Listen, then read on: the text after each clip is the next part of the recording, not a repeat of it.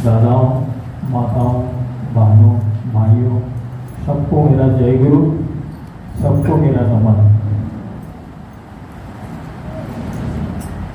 सबसे पहले मैं आप लोगों के लिए थोड़ा क्षमा प्रार्थी हूँ, आने में थोड़ी विलम्ब हुई। थोड़े जो प्रोग्राम प्रीवियस था वो चलते चलते लेट हुई। हम लोग जहाँ 7:30 में पहुँचना था थोड़ा लेट आए। ठीक है, जो भी हो, ये सबंधा दिगम लाभ। मैं लगातार इन लोग का भजन सुन रहा हूँ, इनके साथ आ रहा हूँ। सबंधा का गला ठंडा करने में प्रॉब्लम हो रहा है, तो भी क्योंकि आचार्य से भेजे हैं तो वो कुछ तो गाएंगे, वो गा रहे हैं। मैं सोच रहा था इनका अभी और 4 दिन है, 5 दिन, हमारा जस्ट आधा टूर का आधा हुआ है। हमको ये गाना भजन ना गाए ना तो कोई बात का प्रभाव नहीं, आदमी के अंदर वो भाव ही नहीं पैदा होता। तो मुझे ठाकुर जी के जीवन की एक घटना याद आई। सतीश गोस्वामी के एक लड़के थे, ये पवना की घटना। मैं आचार्य देव की जो मैसेज है वो मैं लूंगा। यहाँ पे दीक्षित और अदीक्षित है, मुझे जैसा बताया गया है मैं उसी संदर्भ में पहले ठाकुर कौन है ये बता के तब मैं आगे बात को आऊंगा। तो सतीश गोस्वामी जो थे, उनके बेटे के गला से लगातार खून गिर रहा है, बहुत इलाज हो रहा है, ठीक नहीं हो रहा है। ठाकुर जी को ये खबर पता चला, डॉक्टर का भी बात हुई, दवाई हुई, उसके बाद भी नहीं हुआ। हठात ठाकुर एक दिन उनको बोलते हैं, तुमको एक जगह सत्संग है, जैसे अभी परिक्रमा आचार्य देव करवा रहे हैं, तुमको वहां जाना है और तुमको वहां इष्ट प्रसंग करना है। तो वो बोल रहे हैं, ठाकुर मेरा तो गले से खून गिर रहा है, मैं बोलूंगा कैसे? ठाकुर कहते हैं नहीं, तुम जाओ बोलो। रास्ता भर फूक से खून आ रहा है, बड़ा अद्भुत है। देखिए ये मेडिकल साइंस इसमें क्या है, बहरादा है, वो बताएंगे क्योंकि वो इसी लाइन के लोग हैं। ठाकुर ही इलाज करवा रहे हैं, सब कुछ हो रहा है, लेकिन ठाकुर थॉट्स को कैसे बोल रहे? नहीं तुम जाओ बोलो। बोले जब रास्ता भर होता रहा, थूक का खून निकलता रहा, जैसे ही बोलने उठे वो दिमाग में, वो उनके दिमाग से उतर गया है क्या कुछ प्रॉब्लम है, और वो आराम से 20-25 मिनट इष्ट प्रसंग किए, ठाकुर जी की चर्चा की। और जब चर्चा खत्म हुई तब उनको होश आया, अरे मेरे तो गले से खून गिर रहा था, मैं कॉन्टिन्यूअस बोल कैसे रहा हूं? ये उनकी ही कृपा, उनका ही ट्रीटमेंट होता है। उनकी ट्रीटमेंट में कोई मिरेकल नहीं है, इसमें कुछ मेडिकल साइंस होगा जो ठाकुर की दृष्टि में आया। तो पहले इसके मन को हटाओ, ये बीमार है, गले में ये आ रहा है, दवाई कोई काम नहीं कर रहा है, ये मन को उससे मुक्त कर दिए, उसकी बीमारी आधा ठीक हो गई। देखिए पुरुषोत्तम जो होते हैं हर युग में आते हैं। हम लोग के महाभारत की गीता में है ना, यदा यदा धर्मस्य ग्लानि भवति भारती, हम लोग पढ़ते हैं लेकिन पता नहीं इसको रियलाइज क्यों नहीं करना चाहते। अरे इससे डेटेरिएशन युग और कौन हो, क्या होगा बताइए? आज की जो समाज की परिस्थिति है, इससे भी कोई खराब कुछ और हो सकता है क्या? कोई भगवान आके क्या कुछ सडनली बदल देंगे क्या? ऐसा कभी नहीं हुआ। जो साइंटिफिक प्रोसेस है, जो वैज्ञानिक प्रोसेस है, मनुष्य निर्माण का वही है। और उस युग में पुरुषोत्तम आते हैं, आके अपनी विधि विधान को बता के चले जाते हैं। उनसे उस विधि को मान के चलने वाले जीवन में उन्नति के रास्ता, एक तरफ समाज टूटता जाता है, खत्म सत्यानाश होता है, दूसरी तरफ एक नव समाज का निर्माण होता है। ये कोई हठात आके नहीं बदल रहा है। एक हम लोग के यहाँ कहावत है ना, कल की अवतार, यह प्रलय हो जाएगा, सब कुछ बदल जाएगा। ऐसा बड़े सारे हम लोगों के धार्मिक ये में कहावत है। ठाकुर जी इसके पास भी नाना प्रसंग में ये चर्चा हुई। ये नाना प्रसंग 1930 से 35 के बीच का कथोपकथन है। केष्टुदा पूछ रहे हैं, ठाकुर ये जो कल्कि अवतार है ये क्या है, और ये कल्कि अवतारी क्या, और ये महाप्रलय क्या है? ठाकुर जो बोल रहे हैं उनकी बात समझिए। जो भाषा लिखे हैं, मैं जब पढ़ा तो मैं बहुत कुछ देर के लिए स्टंट हो गया। ठाकुर बोलते हैं, केष्टुदा मैं जो बोलूंगा मेरी बातों को मजाक समझ के उड़ा न दीजिएगा। मैं जो जो बोल रहा हूं इस बात पे पूरा ध्यान रखिएगा। बोलते हैं महाप्रलय का अर्थ है जो युग में विभिन्न तरह की जो अलग लय चल रही है, हर तरह की जो सांप्रदायिकता, हर लय को एक लय में जब आएगा वही महाप्रलय कहलाएगा। और उस महाप्रलय को जो लाने वाले होंगे वही होंगे कल्कि अवतार। ये 35 में बोल रहे हैं ठाकुर। पुरुषोत्तम का एक कई लक्षण में ठाकुर जी ही बोल रहे हैं, कैसे पहचाने में? ठाकुर उसमें 5-5 बोले। मैं उतनी व्याख्या में नहीं जाऊंगा क्योंकि मेरा मुख्य उद्देश्य था आचार्य जो भेजे हैं उस मिशन के बारे में चर्चा करना। लेकिन चूंकि कुछ अशिक्षित लोग हैं तो उनको ठाकुर का कुछ चीजें बताओ। कौन है पुरुषोत्तम, कैसे पता चलेगा पुरुषोत्तम का? ठाकुर जी से ही पूछा गया, कैसे पहचानेंगे ये पुरुषोत्तम है? ठाकुर बोल, कभी भी ठाकुर स्वयं को पुरुषोत्तम नहीं बोलते, कभी नहीं। हर समय बोलते थे परमपिता मेरे माध्यम से जो करवा ले, कभी नहीं। शास्त्र भी कहता है कभी भी जो अवतार पुरुष, जो पुरुषोत्तम होता है, अपनी पहचान को व्यक्त नहीं करते, अपने कर्मों के माध्यम से करते हैं, बोलते नहीं। बोलने की उनकी आवश्यकता नहीं होती। 4-5 में बोल के तब मैं बताऊंगा कैसे ठाकुर जी के जीवन में जो अंतर होता है पुरुषोत्तम को। बोलते हैं वाइजली फुलिश, बोलते गॉर्जियसली सिंपल, वाइजली फुलिश। अर्थ सब समझिए, abnormally normal, fulfiller of the past prophet, sitting on the atom of love। ये 5 कैरेक्टरिस्टिक्स बता रहे हैं। वाइजली फुलिश माने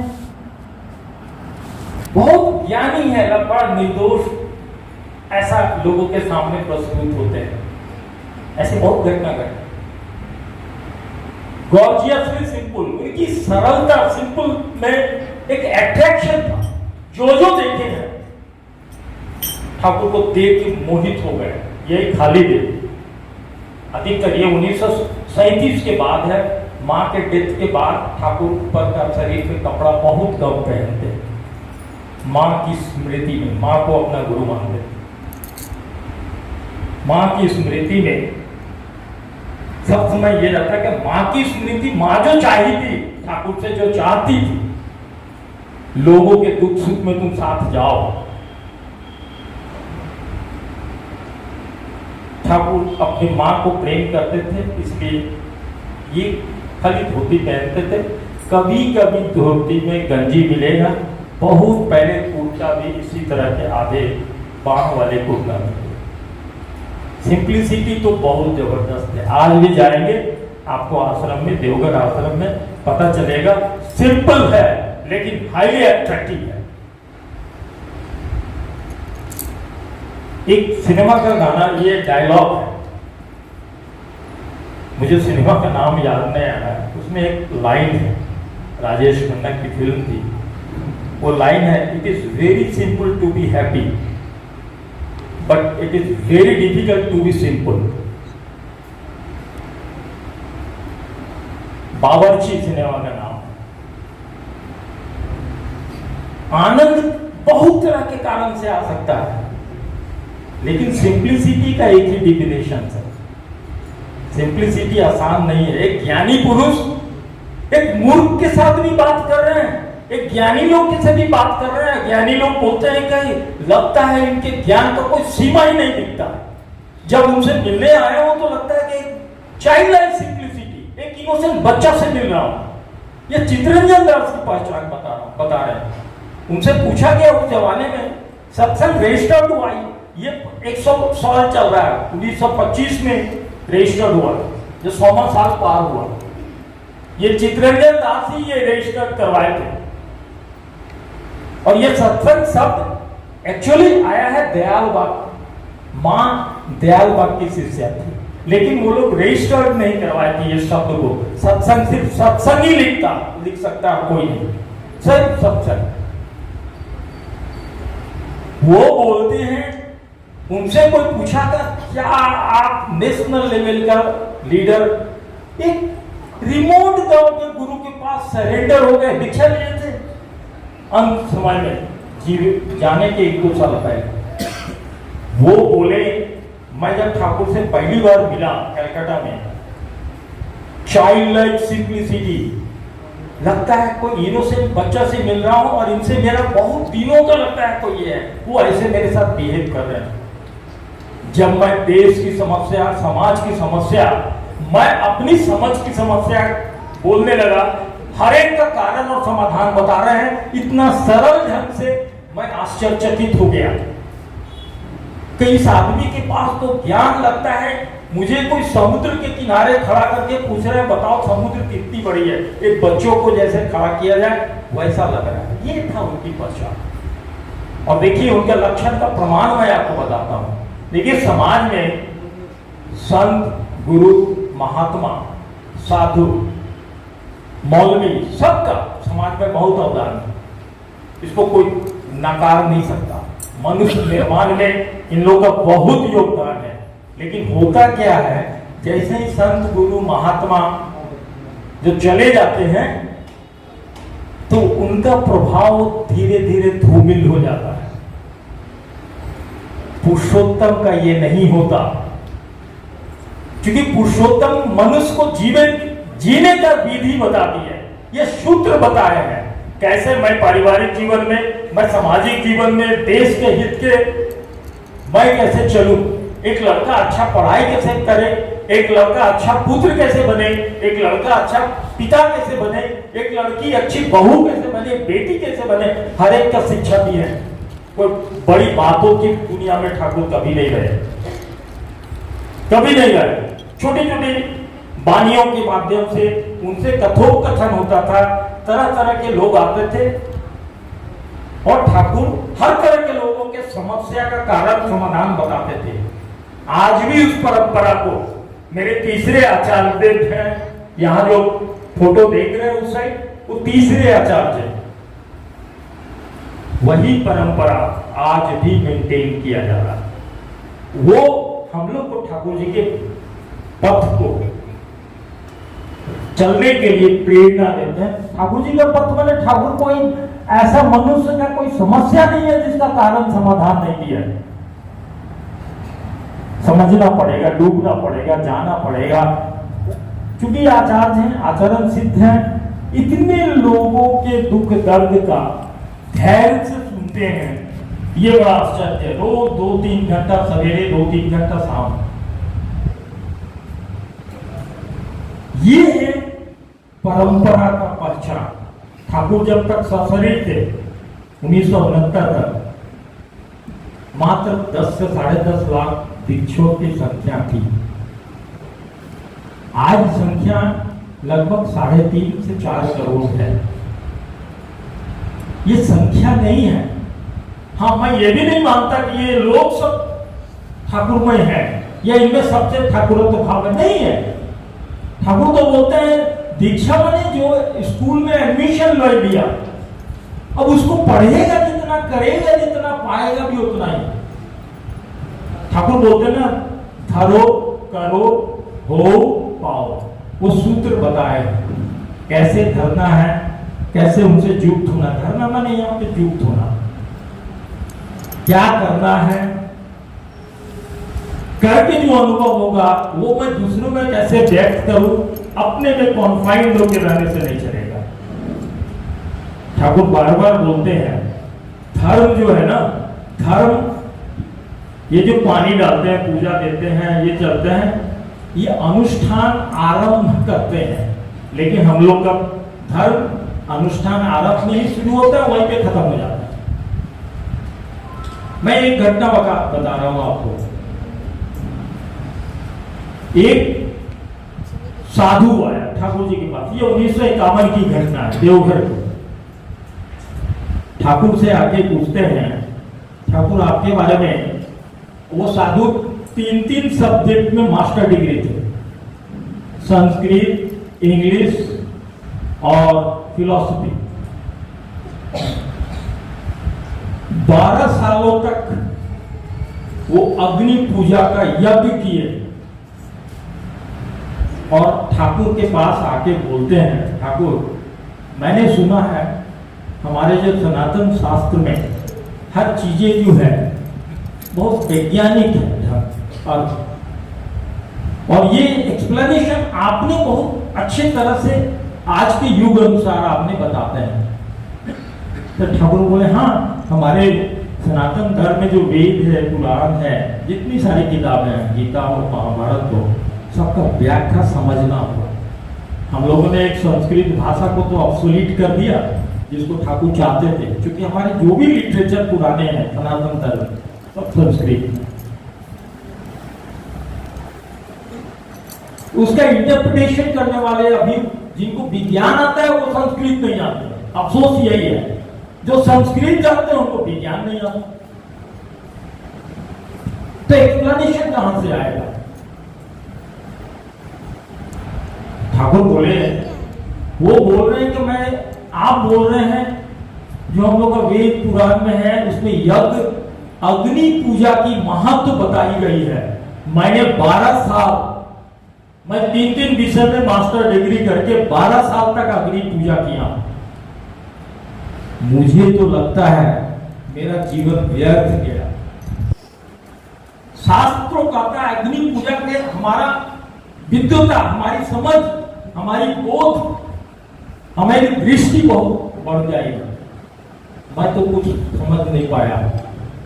ठाकुर एक आदमी, आप समझिए ट्रिपल लेते हैं, तो कम से कम तो वहां निकाला होगा 25 साल और 12 साल अग्नि पूजा किया। 40 साल के उम्र में आके ठाकुर से जब शरीर चलने लायक नहीं रहा, ठाकुर से आके पूछ रहा है, ठाकुर हमने तो ये साधना की जो पद्धति है वो बताया, मैंने किया, लेकिन मैं तो अनुभव कर रहा हूं, तो मैं तो कुछ भी नहीं, क्या हम हासिल किए? ठाकुर उसे एक सरल सा बात पूछे, अच्छा अग्नि का अर्थ क्या है बताओ। तो वो बोले, अग्नि में आग जो ताप देता है, जो एनर्जी प्रोड्यूस करता है, रोशनी प्रोड्यूस करता है। फिर ठाकुर पूछे, अग्नि का अर्थ क्या है? फिर वही बोल रहे हैं वो। तब ठाकुर उत्तर देते हैं, अग्नि शब्द, हम लोग कहते हैं संस्कृत की जो बातें सब है ना, शब्द संस्कृत, हमारी भाषा अधिकतर संस्कृत से ओरिजिनेट है, अधिकतर, और भी बहुत सारा बाद में अरबी और ये सब मिलता गया, लैटिन सब। तो अर्ध धातु से है। अर्ध धातु का अर्थ होता है ऊर्ध्व गति जिसकी है उसकी पूजा करना, और पूजा का अर्थ है पूज धातु से। पूजा का अर्थ होता है संवर्धना, पू, जिनमें जो गुण है उस गुण को अपने जीवन में उतारना। तो आपने अग्नि पूजा किया है, अग्नि से खेला है, पूजा नहीं किया। ठाकुर सीधा बोल रहे हैं, आपने खाली अग्नि का मंत्र पढ़ के डाल में थी आग और ज्वलित हो रही है और आप उसके सामने, ये तो आपने आग से खेल किया, ये पूजा नहीं है। तब और क्या है? ठाकुर कहते हैं आग जब जलता है ना तो ऊपर की ओर ताप बढ़ता है। ये जिसके ऊर्ध्व की ओर गति संपन्न मनुष्य है, वैसे आदमी को संग करके सीखना हुआ अग्नि पूजा। आपने ऐसे लोग तो संग किया?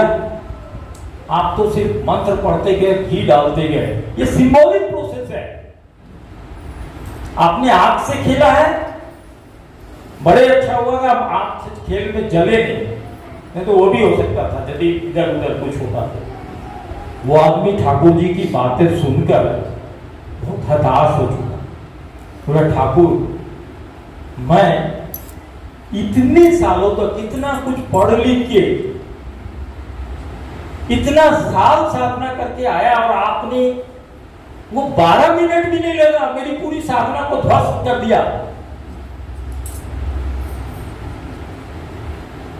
ठाकुर बोले आपकी साधना का ये तो आज समझ में आया कि अग्नि पूजा का उद्देश्य क्या है और कैसे करते हैं।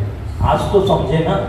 तब वो बोलते हैं मेरा तो उम्र हो चुका, अब इस उम्र में अब नई कोई साधना करने की मेरी शारीरिक क्षमता नहीं है। देखिए ठाकुर तब उसको कैसे उत्साहित करते हैं।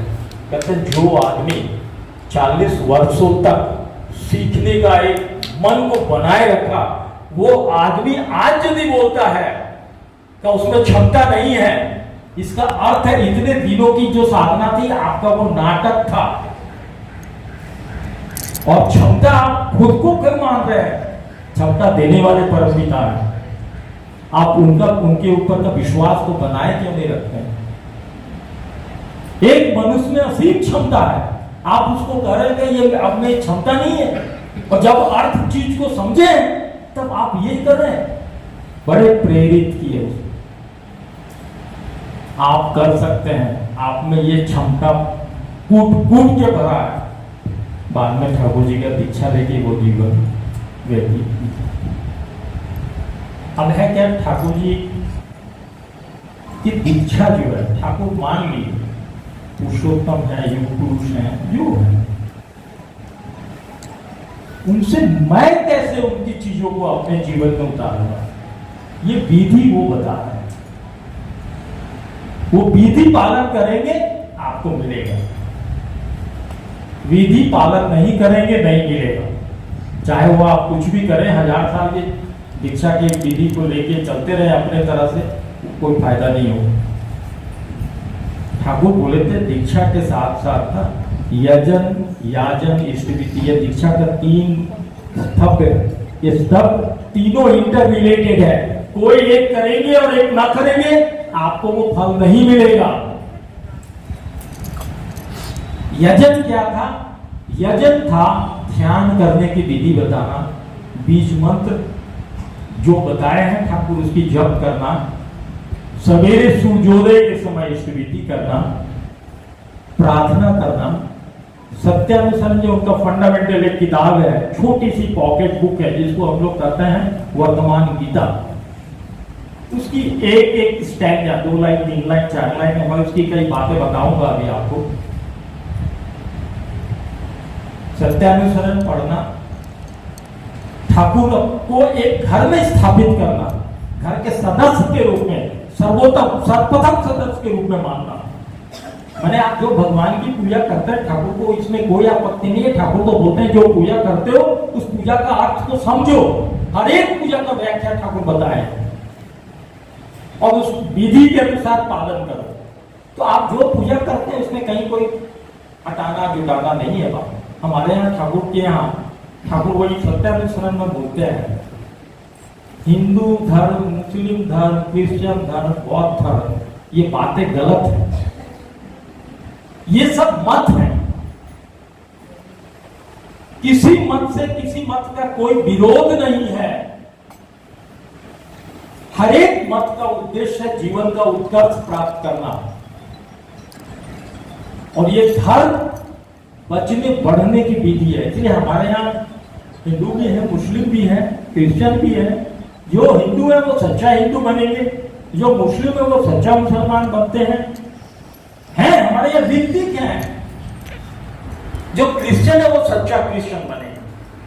अरे जो हिंदू मुस्लिम क्रिश्चियन है अपने अपने धर्म को मान के चलते हैं, पढ़ाई तो पढ़ने जब जाते हैं, जीवन में रोजी रोटी का एक माध्यम है, वहां क्या वो देखते हैं कि मेरे संप्रदाय के लोग हैं? ये नहीं। जो शिक्षा अच्छे पढ़ाते हैं उनसे सीखते हैं। तो ये तो विभेद है करने वालों का है। अपने चीज को हम अपने लिए एक्सप्लेनेशन करके दूसरे को छोटा बनाते हैं। ठाकुर कहते कभी छोटा नहीं, कहते ये जो पूर्णिमा का चांद, द्वादशी का चांद त्रयोदशी का चांद, ये क्या अलग है? चांद तो वही है।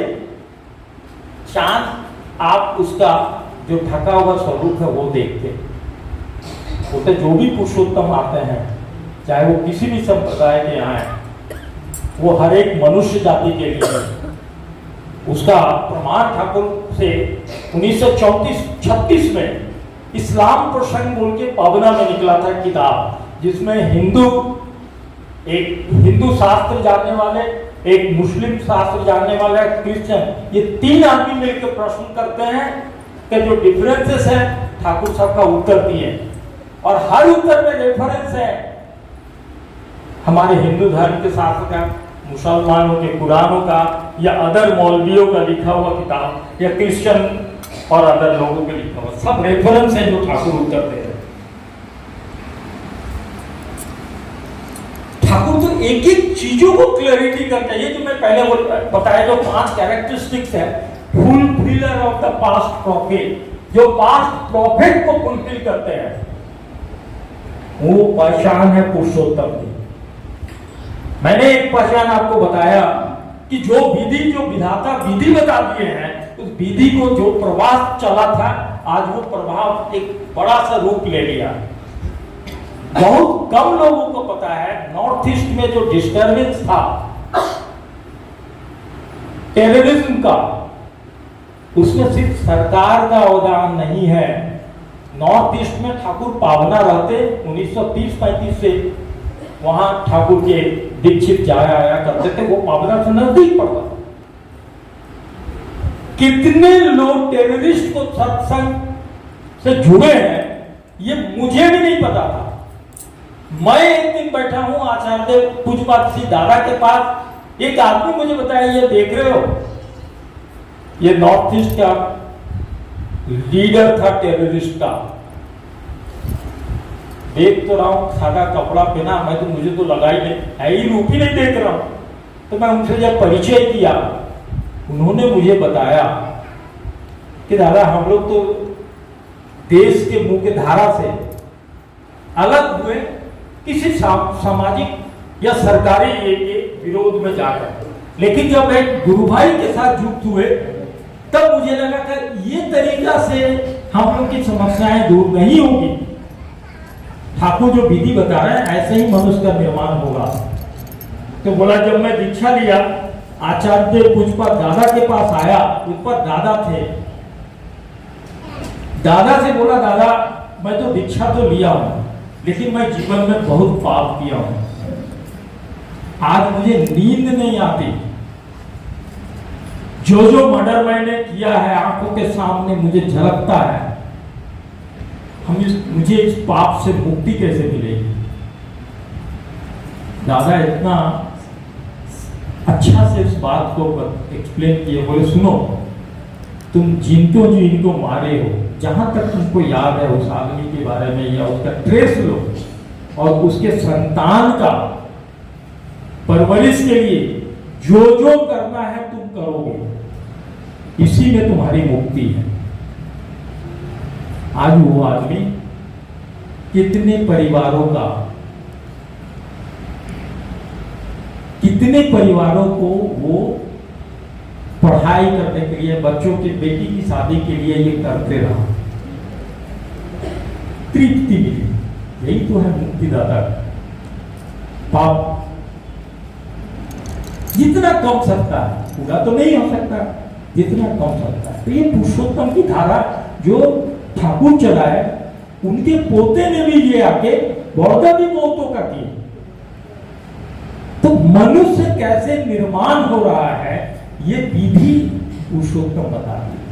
और वही मैं बोला, निर्माण का प्रोसेस है, विधि है, उस विधि से पालन करेंगे तभी पाप मान पाएंगे। उस विधि में था यजन, याजन, इष्टविधि। यजन में मैं आपको बताया था नाम ध्यान, इष्टविधि, प्रार्थना, सत्यानुसरण, पाठ, एक वाणी का, ये 2 लाइन 3 लाइन का एक स्टैंजा होता था है। और घर में ठाकुर आसन प्रणाम करना, माता पिता को प्रणाम करना डेली सुबह का, ये समय का हम लोग का ये रहता है। जब दीक्षा लेते हैं ये संकल्प करते हैं सब, और माता पिता के साथ यदि बड़े हैं तो बड़ों को प्रणाम करना नित्य। ये प्रणाम से क्या होता है ना, अहंकार बनता है, बड़ों के प्रति श्रद्धा बढ़ती है। ये यजन था। यजन प्रक्रिया मनुष्य युक्त करवाता है। ठाकुर से युक्त हुआ, लेकिन युक्त के बाद विश्वास होना चाहिए। विश्वास, ठाकुर बोलते हैं इसी सत्यानुसरण में, विश्वास माने जो भाव विरुद्ध भाव द्वारा आहत या विभूत न हो। तो ये विश्वास के लिए आपको दूसरे के पास ठाकुर के बारे में या विचार से, व्यवहार से, सेवा से आप जब बोलने जाएंगे तो बहुत सारा सवाल आएगा, विरोध भाव आएगा, कहेगा दीक्षा। यहां तो बहुत लोग बोलते बंगाली गुरु क्या लेके होगा। अरे बोलने के पहले थोड़ा अर्थ भी तो समझो। वो जो चीजों को बता रहे हैं वो तो मनुष्य के जीवन ही उपयोगी है। एक परिवार में अच्छा कैसे रहोगे ये बताएं, एक समाज के प्रति तुम्हारा दायित्व क्या ये बताएं, तुम एक अच्छा पिता कैसे बनोगे ये बताएं, तुम अच्छा पुत्र कैसे बनोगे ये बताएं। मैं वाणी से भी आपको समझाऊंगा। कलकत्ता में जो दवाई बनेगा, कोई डॉक्टर लिख दे तो कहिए कलकत्ता बंगाली की दवाई मैं नहीं खाऊंगा, ये तो मूर्ख का लक्षण है बोलने का। महाराष्ट्र में कोई दवाई बनेगा, कहता ये मराठी का दवाई मैं नहीं खाऊंगा। अरे दवाई तो जो बीमारी दूर करने के लिए वो इसके लिए, वो चाहे कहीं भी बने। ठाकुर तो जीवन उपयोगी बातें कर रहे हैं, तो इसमें बंगाली गुरु की बात कहां से रही है? दिक्कत कहां होता है हम ये बता रहे हैं। होता है क्या, ठाकुर की तो मातृभाषा बांग्ला, अधिकतर लिटरेचर बांग्ला। ठाकुर को स्थापित करने वाले बंगाली, तो स्वाभाविक है उनकी संख्या ज्यादा होगी, उनको देख के हम ये धारणा बना लेते। लेकिन धारणा बनाने के पहले बात तो सोचिए। ये तो एक बच्चों वाली बात लगती है कभी कभी, कैसे बात कैसे लोग करते हैं। अब मैं बता रहा हूं, ठाकुर जी जो पारिवारिक चलन के बारे में बोले हैं, आज के समाज में आप लोग सबको पता है परिवार का अवस्था क्या हो गया है। माता पिता का अवस्था तो सबसे ज्यादा खराब है। एक माँ पिता बच्चों के लिए क्या नहीं करते हैं। जब बच्चे बड़े होकर शादी भी होते हैं ना, तो 10 बहाना मारते हैं, नौकरी चली जाएगी, हम कैसे, तो हम छोड़ दें नौकरी चले आए, बहू तो कोई नहीं, मतलब ही नहीं है।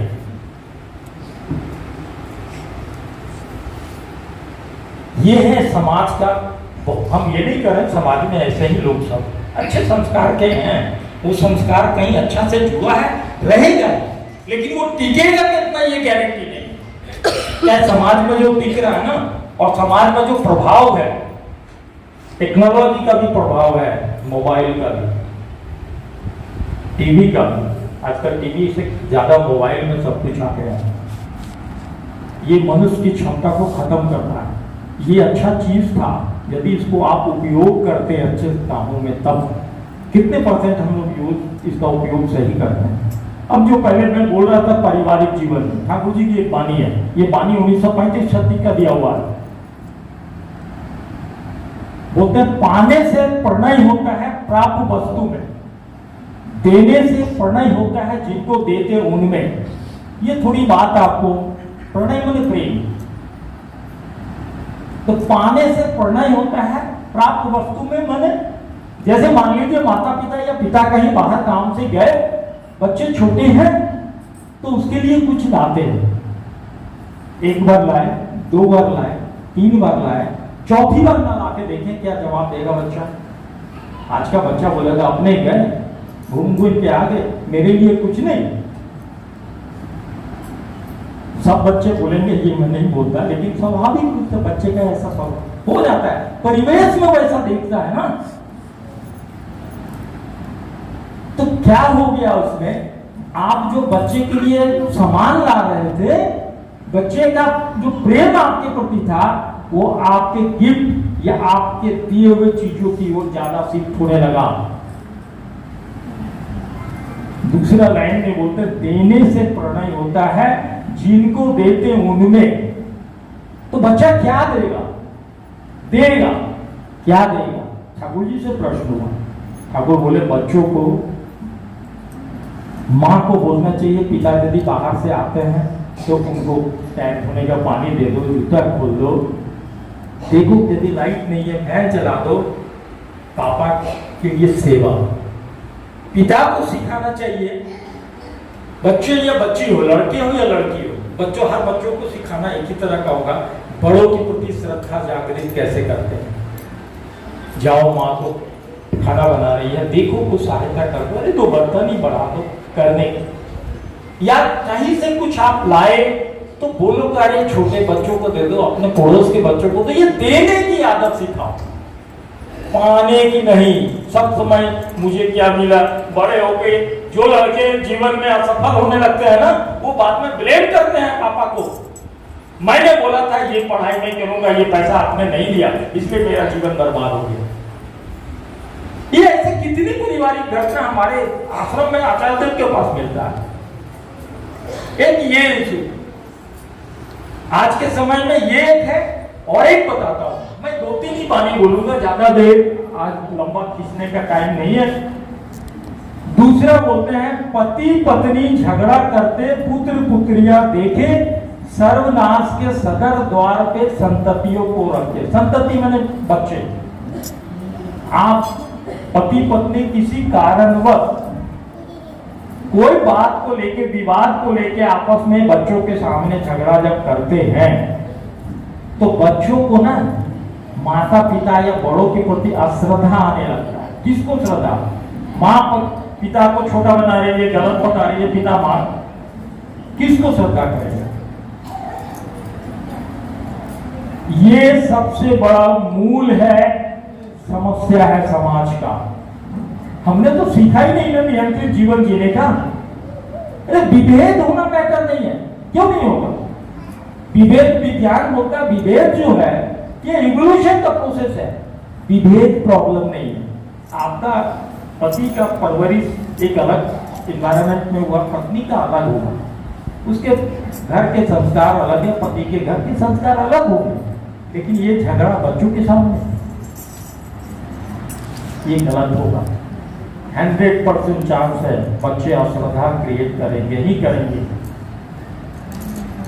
ठाकुर ये जो विधान दे जा रहे हैं ना, वो विधान आप मानेंगे, आपका परिवार अच्छा चलेगा। नहीं मानेंगे, वो बेचारे मजबूर हैं।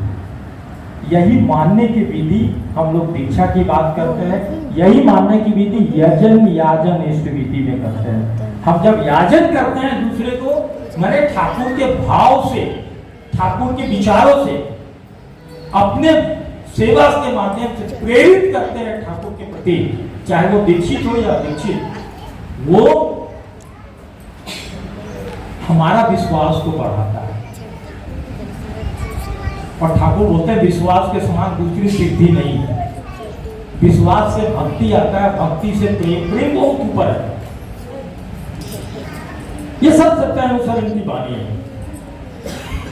तो ये जो छोटी छोटी चीजों को हम लोग को ठाकुर सिखाए हैं, हम मानेंगे तब तो।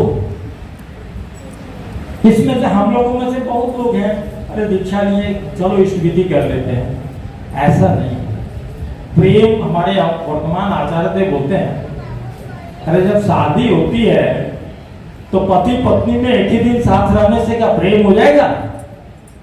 जब पति पत्नी दोनों साथ रहेंगे, एक दूसरे को समझने की कोशिश करेंगे, एक दूसरे को सहायता करेंगे, ये करते करते करते करते प्रेम होता है। और सर्वोत्तम प्रेम मां से संतान का होता है, उसमें पिता भी थोड़ा बाद में। सर्वोत्तम प्रेम गुरुजी ठाकुर जी हम लोग को मां के तरह बोले हैं। मां जैसे संतान से प्रेम करती है, वैसा प्रेम हमारे गुरु के प्रति हो। और मां का प्रेम सर्वोत्तम इसीलिए है, मां निस्वार्थ सेवा करती है बच्चों का। कोई मां 9 महीना पेट में ये सोच के नहीं रखती है कि ये बड़े होकर मुझे खिलाएगा पिलाएगा, कभी नहीं सोचती। उसमें कोई स्वार्थ नहीं होता। हमारे यहाँ पूजा में तो बड़ा स्वार्थी स्वार्थ है, भगवान मुझे ये दे दो, भगवान मुझे वे दे दो। ठाकुर जी से बोलते हैं, ठाकुर जी बोलते हैं भगवान तो सब कुछ दिए हुए हैं, तुमको लेने आता है। तुम ग्रहण कर पाते हो, ग्रहण करने लायक बनो। और यही लायक बनाता है दीक्षा। और जो दीक्षा लेके ये 3 विधि को पालन करता है वो तो देने तैयार है। कौन पिता किसी संतान के लिए दुख मांगेगा? कौन पिता या मां संतान कितना भी बिगड़ जाए कभी भी उसके लिए माने मन में खराब कामना नहीं करती, प्रार्थना नहीं करती अच्छा होने की। तो ये तो स्वाभाविक है, मनुष्य का चलन है। ये सर्वोत्तम मनुष्य है, एक योग्य मनुष्य है। लेकिन वो जो विधि बताए वो नहीं पालन कीजिएगा तो उसमें जैसे मैंने बोला, याजन जो है ना, ठाकुर बोलते हैं शिथिल याजन। शिथिल माने इनर्ट पड़ा हुआ, हम अपने में अपने सोचते नहीं करते हैं, दीक्षा करते हैं या इष्टविधि करते हैं। शिथिल याजन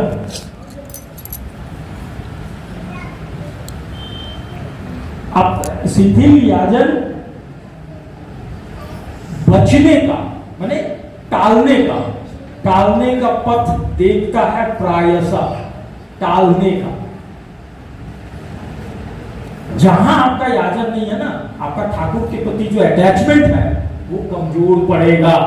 आज आप खाली इष्टविधि कर रहे हैं, कल करते करते इष्टविधि का जो आवेग भाव है वो कम होगा।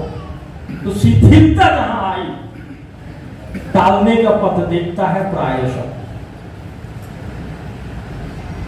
आप याजन करना, अब याजन के लिए एक अच्छा चीज बना दिया गया, ये डीपी वर्क जो बोला जा रहा है, जो आचार्य हम लोगों को भेजे हैं, हर एक एरिया के लोगों को कहते हैं कि जो वहां जितना दीक्षा हुआ तो वो डेटा को डीपी वर्क करता है, दीक्षा पत्र जो दीक्षा के समय हम लोग भरते हैं वो नाम आपके जिला में आप ही लोग के माध्यम से करवाया गया पिन कोड। अब उसको पिन कोड होने से सुविधा हो गया, आपके आसपास के हैं उन लोगों का खोज कीजिए जो डिस्कंटिन्यू है। आचार्य यही चाहते हैं। एक पिता को अपना संतान यदि खो जाता है, मान लीजिए मेला में पिता के साथ पुत्र गया और किसी कारणवश वो खिलौना या किसी और आकर्षित होके पापा से बिछुड़ गया, तो उस माता पिता को कितना कष्ट होता होगा। वो खिलौना कुछ नहीं है, प्रवृत्ति है। हमारा काम, हमारा क्रोध, लोभ, ये हमको अपनी ओर खींच के लाना चाहता है। उस माता पिता का कितना कष्ट होता होगा। पुरुषोत्तम भी यही बोलते हैं कि मेरे खोए हुए संतान को खोज के लाओ। हम लोग दीक्षा के समय ये संकल्प लेते हैं कि अपने इष्ट भाइयों की आपत्ति विपत्ति में यथासाध्य अर्थ, मान, यश, अर्थ और वाक्य और सेवा से मैं उसको विपत्ति से दूर करने का संकल्प लेता हूं। तो जो विधि ठाकुर बताए हुए विधि को पालन कीजिए। अब देखिए इसका फल आपके यहाँ आए हैं, आचार्य भेजे हैं, जहां जहां इस डीपी वर्क में जो लोग इन्वॉल्व हुए हैं, कैसे वो एलिवेट हुए, कैसे वो एक 70 साल की महिला आचार्य को आके बोलती है, मेरी दीक्षा 50 साल हो गई, मैं सारा जीवन ठाकुर जी को तन मन से ये सेवा की हूं, लेकिन कभी जीवन में ये अनुभव नहीं कर पाई थी तो मैं भी ठाकुर जी का कुछ काम कर पाऊंगी। मैं तो सारा जीवन अपने पति की सेवा में, अपने बच्चों की सेवा में लगा गई। आज मेरे पतिदेव नहीं है इस दुनिया में, बच्चे हैं, बच्चे अपने दुनिया में हैं। आपने जो ये डीपी वर्क के लिए लोगों को घर घर खोजने, आसपास खोजने बोला, मैं इस उम्र में जाता हूं और यदि 2 आदमी भी खोज पाता हूं, 2 से 2 बात भी कर लेता हूं, मुझे बहुत तृप्ति मिलती है। ठाकुर जी के एक आदमी को तो लाखों में दिया। ये बोल रही है वो, और वो आनंद योर मां, सबके बच्चे नहीं है, कोई नहीं है, ये एक काम में शारीरिक जो मूवमेंट हो रहा है वो है मानसिक, आध्यात्मिक, अपने परिवेश को अच्छा बनाने के लिए। तीनों प्रक्रिया एक साथ होगा, स्वाभाविक रूप से हेल्थ अच्छा होगा। ऐसे ही एक घटना, माँ आई, बेटा आके बोला माँ 9-10 दवाई खाना पड़ता, प्रेशर का, डायबिटीज का, बहुत तरह का दवाई खा रही है, ठीक नहीं हो पा रही है। वो बोलती है कि अब जीने की इच्छा नहीं करता। आचार्य उसको बोलते हैं जीने की इच्छा से नहीं, भगवान जिस दिन चाहेंगे वही दिन लेंगे, और जब तक जीवित रहो तो आनंद में रहो, और आनंद पाना चाहती है तो मैं जो बोलूंगी वो करोगी। हाँ दादा, ये विश्वास उसका इतने दिनों से डेवलप हुआ है। दादा आचार्य जो बोलेंगे करेंगे। बोले तुम अपने घर के आसपास, वो पैर से चल नहीं पाते, जॉइंट पेन है, तो बोले अपने घर के आसपास क्यों 2-4 घर गुरुवाई का हो, सिर्फ तुम जाके जय गुरु करके आ जाओ और कुछ नहीं करो। वो मूवमेंट करना शुरू की। पहला तो कुछ दिन जय गुरु कर रही है, उसके बाद जाके घर से हाल चाल पूछती है, उसको भी आनंद लगा, उन लोगों से बातचीत करती है, अगर लोगों से एक संपर्क अभियान चला। 6 महीने बाद आके बोलती है आज मुझे बहुत खुशी है, ये 10 दवाई से 3 दवाई पे उतरी हूं, और मुझे अब चलने फिरने में कष्ट तो होता है, लेकिन वो जो पहले था वैसा नहीं है। ठाकुर जी की एक वाणी है सत्यानुसरण की, दूसरे की मंगल कामना ही मेरे मंगल की प्रसूति। प्रसूति माने जन्म, मेरे मंगल का ये हो। हम दूसरे के लिए कुछ करें ही नहीं, अपने जीवन में उलझे हुए हैं, हमारी समस्या में उलझे हुए हैं। हर लोग तो यही कर रहे हैं, तो ठाकुर के दीक्षित भी यही करेंगे। ठाकुर के दीक्षित तो समाज के दायित्व के लिए संकल्पबद्ध हुए, कम से कम समाज नहीं तो कम से कम अपने भाइयों गुरु भाइयों का तो खोज खबर ले। एक अभी जो टूर में आ रहा था बिलासपुर में, लगभग 65-70 साल की लेडी, मैंने उनसे उन लोगों से पूछा कि आप अपना अनुभव बताइए। आचार्य चाहते हैं माँ लोग का एक्सप्रेशन में थोड़ा प्रॉब्लम हिचकती है, पता नहीं क्या गलत बोल देंगे। अरे गलत क्या, आप लोग में तो क्षमता असीम है। आप एक संतान को अपने अंदर जन्म दे के परवरिश करके बड़ा बनाती है। सबसे अफसोस की बात है जब वही लड़का लड़की बड़ा हो जाता है, आप कुछ बोलने जाएंगी, आपकी बातों को उड़ा देंगे। अरे तुम क्या जानती हो, ये मां का अवस्था। आप बोलने का तरीका सीखिए, ज्यादा कीजिएगा, कम्युनिकेशन बढ़ेगा। मैं देखा मराठी केलकर पुणे की महिला कैसे जाजन होता है, मेरा उसका उदाहरण देके मैं सोच ही नहीं पाया ये लेडी ऐसी है। देखिए वो बहुत पहले दीक्षा ली, विदेश में हस्बैंड रहते थे, आर्टिस्ट वगैरह हैं इंटरनेशनल लेवल के, लेकिन दीक्षा बहुत पहले हुई।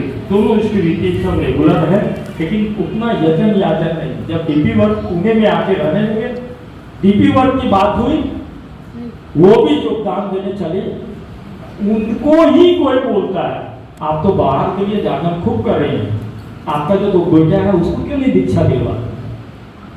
देखिए ये लेडी इतने दिनों से दीक्षित है, उसके मन में ये भाव कभी नहीं जगा। वो जो उस दिन बोल दिया एक आदमी मन में हट कर गया, सही बात तो है। मैं अपने बच्चों को तो दीक्षा की आवश्यकता नहीं बता पाया। अब एक बेटा अमेरिका में है, एक बेटा ऑस्ट्रेलिया में, एक आईटी प्रोफेशनल बड़ा है, एक मैनेजमेंट किया हुआ। अब इस बेटे को दीक्षा दिलाने का उसका मन में ठाकुर से प्रार्थना करने लगा। वो लिखती है मराठी में, उसके लिखने का ये ठाकुर जी के ऊपर बहुत सारा गीत लिखती है। अपने बेटा को एक सत्यानुसरण भेजी। देखिए हम पहले बोले बेटा आप बच्चों को अभी समझा नहीं पाएंगे, आज के जनरेशन वाले बच्चों को कोई माता पिता नहीं समझा पाएगा। जो पढ़ लिख के बना हुआ कोई पोस्ट पे अर्जन करता नहीं समझा, वो सुनेगा नहीं। कितना बढ़िया टेक्निकली सत्यानुसरण बोली, बेटा मैं तो ठाकुर जी के दीक्षित लिया हूँ, ये किताब है, मुझे तुम रोज एक स्टैंजा पढ़ के उसका अर्थ समझा दो, तो मैं यदि वो अर्थ ठीक ठीक समझ पाऊंगी तो मैं मराठी में इसके भाव पे मैं कुछ गाना लिखूंगी, कुछ बातें लिखूंगी। तुम मुझे समझाओगे? माँ के प्रति बच्चे का प्रेम है, वो है भी उसके पास। वो रोज फोन में एक वाणी एक्सप्लेन करता था माँ को, माँ प्रश्न करती थी, उसका उत्तर वो देता है, एक एक शब्द का अर्थ, भावार्थ। पढ़ा लिखा लड़का है, महीना जाते न जाते किताब आधा भी नहीं पढ़ा होगा, माँ को बोलता है, माँ मुझे ये बात सब लगता है बड़ा जीवन उपयोगी है, मुझे भी दीक्षा का इच्छा हो रहा है। मेरे बड़े भैया हैं डॉक्टर सुधानंद प्रसाद, उनसे बोली कि देखो वो यूएस में है, टेक्सास के आसपास है कहीं, तो उसकी दीक्षा हो सकती है, लाभ हो सकती है। एक वहां है डॉक्टर मुकेश झा, ठाकुर जी के ऋतिक है, वो पुणे में ही थे पहले, तो बोले हाँ व्यवस्था करते हैं। मुकेश झा को बोला गया देखो वो दीक्षा लेगा, उसकी माँ बोल रही है, वो लड़का का अपना हार्दिक इच्छा है, वहां से उसके यहाँ से 150-200 किलोमीटर दूरी था, एक दिन छुट्टी में जाके वो दीक्षा ले। ये भी एक टेक्निक है, आपके अंदर वो भाव जाग रहा है। अरे यहाँ आपके यहाँ तो 5%, 6% पे अटका हुआ है। सिर्फ अपने एरिया को देख के नहीं होगा, कम से कम एक डिस्ट्रिक्ट का कलेक्टिव वर्क के ऊपर जोर देना पड़ेगा।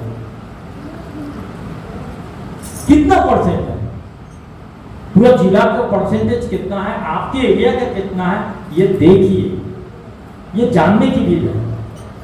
आचार्य यही चाहते हैं कि कम से कम सबका 20% पहला राउंड में क्रॉस करे, 20 से 25%। हो सकता है इसमें से कुछ लोग चले गए, आए थे नौकरी करने चले गए, अरे खोज के निकालिए, जहां जाएंगे आप, जो एड्रेस मिला उसमें देखे तीसरा आदमी है, उन्हीं से बातचीत कीजिए ना। अरे ये तो अच्छा बातचीत का बहाना, दो बातें हालचाल पूछिए, बहाना में ऐसा कभी नहीं कीजिएगा ठाकुर जी ठाकुर जी ठाकुर जी, कभी नहीं। पूछिए घर में कौन कौन है, क्या है, कैसे है, क्या काम करते हैं, एक पारस्परिकता बढ़ाइए। समाज में पारस्परिकता खत्म हो रही है, लोग अपने में व्यस्त हो रहे हैं, जो व्यस्तता वो और एक मोबाइल आके बढ़ा दिया। अरे इंटरटेनमेंट का तो बड़ा बढ़िया चीज है, मैं बोलता हूँ, मैं भी कई बार मैं न्यूज क्लिप देखता हूँ तो मैं देखता हूँ घंटा निकल जाता, पता ही नहीं चलता। दादा कुछ अपने से बाहर है। मैं पहले बोला था दूसरे की मंगल कामना अपने मंगल की प्रसूति है, कीजिए। ऐसे करने से ही आप लोगों में ठाकुरत्व जागृत होगा, नहीं तो वही शिथिल अनुराग टालने का पथ देखता है प्रायशः। और एक इसी तरह की वाणी है, अनुराग जहां शिथिल, जहां प्रेम है वहां मलिन हुआ। प्रेम का बंधन है, दीक्षा मैंने प्रेम ही, उस प्रेमी से बंधन में बंधिए। और बंधने का एक ही विधि, 3 विधि जो बताया है उसको पालन कीजिए। आप अपने कीजिए, दूसरों को करने के लिए प्रेरित कीजिए। और इस करने में देखिए बहुत तरह की बातें आ सकती है। हम लोग आपस में जब ग्रुप में जाते हैं तो हो सकता है ना उसकी सोच मेरी सोच नहीं मिलती है, मिलती नहीं है। ठाकुर जी 3 टर्म बोले, देखिए जब आपस का पारस्परिकता होता है तो बोलते हैं मतांतर होगा, स्वाभाविक है, लेकिन मनांतर नहीं करना। मैंने इसका अर्थ है, हो सकता है मैं कुछ बोल रहा हूँ आप कुछ बोल रहे हैं, अंतर है, लेकिन हम दोनों के मन में विभेद नहीं आना है। जो ठाकुर के भक्त हैं वो कभी ये चीज होने नहीं देंगे। मतांतर होगा, मनांतर नहीं, अपने हृदय में उस चीज को स्पर्श होने ना देंगे। दूसरा बोलता है निरोध करो, विरोध नहीं करो। निरोध क्या है? निरोध है, मान लीजिए मैं कोई गलत बात बोल दिया या कोई गलत आप सबके सामने मुझे इज्जत कर, ठाकुर बोलते ये तरीका ठीक नहीं, विरोध कर, निरोध में है तुम उसके खामियों को अकेले में जाके बता, विरोध में है मेरे साथ मन नहीं मिला मैं बोल दिया। ठाकुर कहते विरोध मत, यदि आप मेरे में ठाकुरत्व जगाना है ये तब टर्म को समझना होगा। तीसरा टर्म बता रहा हूं, आश्रय दो, प्रश्रय नहीं देना। आश्रय देना हो सकता है कुछ गलत काम कर दे बोल दे, इसका थोड़े घर में रिकॉर्ड होना चाहिए जैसा को तैसा। ठाकुर नहीं पसंद करते, बोलते थे tit not for tat rather treat for tat compassionate. ये प्रोसेस ही गलत है। तो ठाकुर ये बोलते आश्रय दो। अरे माता पिता के अपने बच्चों के गलत चीजों के आश्रय नहीं के लेते हैं, सहन करते हैं। क्या हर गलती के बच्चों को हम डांटे तो बच्चा तो ढीठ बनेगा? कभी नहीं कीजिएगा। बहुत सारा गलतियां को चुप से मुंह घुमा लीजिए, कभी नहीं। बच्चों को ज्यादा झाड़ टपट मारपीट होगा, बच्चे जिद्दी बनेंगे। और एक टर्म बोल रहा हूं मैं, ये टर्म बोल के खत्म कर रहा हूं, बात लंबा खींचता जा रहा हूं। ठाकुर कहता है 3 तरह की भक्ति है लोगों में। एक है पैशन परवेडिंग, पैशनेट, और तीसरा है पैशन कॉम्प्रोमाइजिंग। पैशन परवेडिंग क्या है? अब आपने मैं यहां आज बातचीत किया डीपी वर्क के लिए जाना है, आपने सोचा सारा दिन बहुत थक गए, आप छोड़ो कल जाएंगे। आप ये पैशन कॉम्प्रोमाइजिंग कर रहे हैं। और यदि कभी ये जागा ही नहीं तो आप पैशनेट है, अपनी प्रवृत्ति के चंगुल में है। अपनी प्रवृत्ति है जो है मेरा काम क्रोध लोभ आलस्य, हम इसके विरुद्ध लड़के यदि ठाकुर जी के काम में जाएं, इसी को करते हैं पैशन परवेडिंग। उसको तो बेच करके हम पार होंगे। अरे सवेरे उठने में ध्यान करने में मन नहीं है, सो रहे हैं बहुत थके, तब तो वो पैशन कॉम्प्रोमाइजिंग है। जब उठेंगे तब करेंगे, पैशन कॉम्प्रोमाइजिंग हो जाएगा। और यदि करेंगे ही नहीं तो पैशनेट है, हम अपनी प्रवृत्ति के चंगुल में हैं। आपको बाहर निकलना है, आपको निर्धारित करना है। इसीलिए ये चीजों को, हर चीज को ठाकुर एक्सप्लेन करके गए। एक माँ, यही टूर में मुझे एक माँ बोलती है, क्या मुझे लोगों से इंटरेक्ट करने में बहुत अच्छा लगता था, लेकिन जगह के कारण नहीं जा पाया। लेकिन मन में एक कामना सब समय रहता था कि मैं शायद किसी लोगों को ठाकुर के संग में जोड़ पाऊं। रोज ठाकुर से प्रार्थना करते, रोज ठाकुर यहां किसी को तो ऐसा मिल नहीं रहा, मन नहीं ठीक लग रहा है। रोज आचार्य देव एक बात बोलते हैं, आपकी जो भी कामना है, एक कामना होता है स्वार्थ का कामना छोड़ दूसरे के लिए कुछ कोई, जो भी कामना हो या जो अंतर की बातें हो ठाकुर के साथ आप शेयर कीजिए, बोलिए। वो तो बोलते हैं कि मैं बाथरूम जाता हूं मेरे साथ ठाकुर रहते हैं। मैं ये सोचता हूं कि ठाकुर यदि बाथरूम जाते हैं तो कैसे व्यवहार करते थे। मैं बाजार जाता हूं तो मेरे साथ ठाकुर बाजार जाते हैं। मैं सोचता हूं ठाकुर यदि बाजार में सब्जी खरीदते तो किस तरह से खरीदते, मेरे साथ ठाकुर रहते हैं। मैं यदि अपने दोस्तों के साथ या मैं अपनी बीवी के साथ बातचीत करता हूं तो मैं सोचता हूं ठाकुर बर्मा के साथ कैसे बात करते होंगे। मैं ये ऐसे सोचते सोचते आपके अंदर ठाकुरत्व जागृत हो। वो सोचती रही, ठाकुर से प्रार्थना करती रही, बोलती रही। दादा आचार्य बोलते हैं ठाकुर के बाद बोलो अपनी मन की बात, अपने स्वार्थ के लिए नहीं, दूसरे के मंगल कामना के लिए। कहीं न कहीं से आपको मिलेगा। एक बगल के लेडी आई, उसके बच्चे उसके घर में थे, बड़े देर से नहीं आया था तो देखने गई तो हठात ड्राइंग रूम में ठाकुर जी बड़ौदा का फोटो देख के वो बोलती है तुम्हारे ससुर तो बहुत बड़े खूबसूरत दिखते हैं, सास भी है, और तीसरा कौन है? तो वो बोलती है ये मेरे सास ससुर का फोटो नहीं है, मेरे गुरुजी।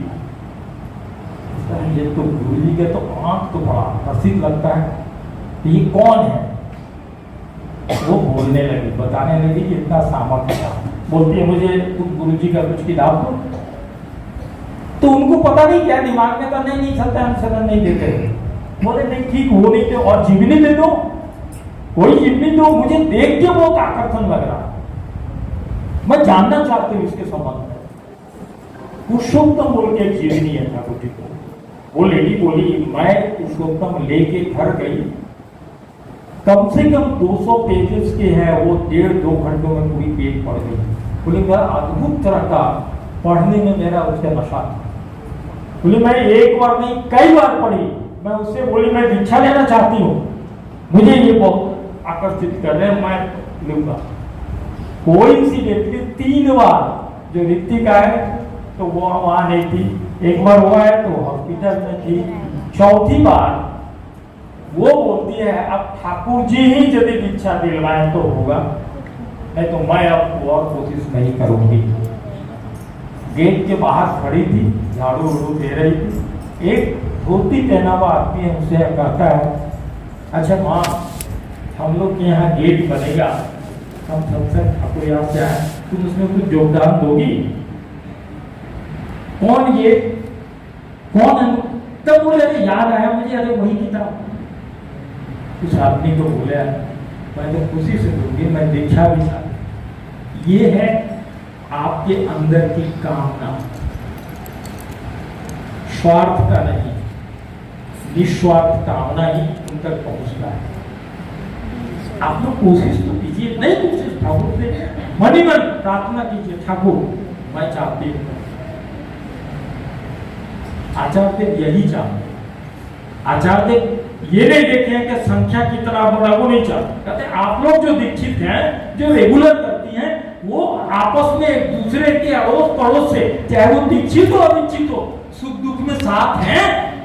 अरे समाज में बदलने की जो तैयारियां वो अदीक्षित नहीं रहेंगे, वो तो प्रवृत्ति के चंगुल में है। हम तो संकल्पित हुए थे दीक्षा लेके, हम तो उसके सच्चाई ये के लिए मंगल कामना के लिए उसको मंगल से युक्त करें। बिना युक्त हुए कोई उपाय नहीं है अच्छे रास्ता पे चलने का। आप किसी को पैसा देके कुछ बना भी दे वो अच्छे रहेगा, इसकी कोई गारंटी नहीं है। पढ़ा भी दे तो वो अच्छा इंसान बनेगा, इसकी कोई गारंटी नहीं है। एक ही है गारंटी, उस मंगल से जोड़िए। जब तक आदमी खुद नहीं चाहेगा मैं अपने को ठीक करूंगा, तब तक कोई नहीं बदल सकता। प्रेरणा हम दे सकते हैं, कोई प्यासा का प्यास बुझा नहीं सकता। हम प्यास पानी ना दे सकते, पीना तो उसको पड़ेगा, तभी उसकी प्यास बुझे, करना तो उसके पड़ेगा। ठाकुर बोलते हैं, एक दो बारी बोल के खत्म कर रहा हूं, मैं बार बार आगे बढ़ रहा हूं। ठाकुर बोलते हैं तैरना सीख के नदी में कोई नहीं उतरता। तैरना सीख के तुम 1000 साल रहोगे नहीं सीख पाओगे। यदि तैरना जानना चाहते हो तो कूद जाओ। आप जाजन करना चाहते हैं तो कूदिए, अपने आप जाजन करने के तरीका सीख जाइएगा, अपना ठाकुरत्व को जगा लीजिएगा। और एक लास्ट बात मैं बोल रहा हूं पानी के फॉर्म में। ठाकुर बोलते हैं धर्म का ढोंग भी अच्छा है, शायद कुछ समझ में आ जाए। हो सकता है हम मन में कुछ है ये है, लेकिन ढोंग ही रच रहे हैं। ठाकुर बोलते हैं धर्म का ढोंग भी अच्छा है, शायद कुछ समझ में आ जाए। तोतला के साथ तोतला के बोलोगे, तुम भी तोतला हो जाओगे। आप तोतला के साथ बोल के देखिए तो आप भी आस्ते आस्ते तोतलाने लगेंगे। ढोंग कीजिए ना, करते करते आपका ठाकुर से प्रेम होगा। लेकिन कीजिए कीजिए, आचार्य इसी के लिए हम लोग को भेजे। बड़े कष्ट उनको मैं देखता हूँ, एक आदमी 5-6 घंटा दिन में दूसरे का दुख सुन रहे हैं और उसका समाधान दे रहे हैं। समाधान का यदि संपर्क होता ये है बैठे हुए डॉक्टर साहब, इनके साथ भी यहाँ के आसपास की बीमारियों को भेजते हैं। बोलते हैं इनसे मेरा संबंध क्या है, ठाकुर से लेके। वो यदि ठाकुर के काम में आते हैं तो मेरे काम में, अदरवाइज मुझे मेरे उनके पोस्ट ये से ज्ञान से कोई मतलब नहीं। ठाकुर के लिए करते हैं और ये उनके प्रेम में है। बचपन से ठाकुर को मानते आए हैं, चलते आए हैं। वो यजन याजन इष्ट विधि वो तो और आगे हैं, सोचते नहीं सदाचार है। उनके अंदर वो प्रेम है। आप लोग डॉक्टर साहब को जानते ही हैं। मैं तो सोचता हूँ इतने व्यस्त होने के बाद भी कैसे आप इतना काम, उनका प्रोफेशन बड़ा सीरियस है लेकिन वो उनको पैशन है। ठाकुर का काम मैं जब भी हो, चाहे 12 बज जाए, कल ऑफिस भी टाइम पे जाना करेंगे। मैं कहता हूँ वो तो प्रेरणा के स्रोत आप बनाए। ऐसे आपके आसपास बहुत लोग हैं, करे तो करने के लिए प्रेरित होगी, बढ़िए। बिना किए जो पाना चाहे दुख उसको पीछे धाए। ठाकुर जी की बात, बिना किए कुछ नहीं मिलने वाला, जादू कुछ नहीं होगा, जादू होगा करने। जो भी हो, बहुत लंबा मैं खींचा हूं।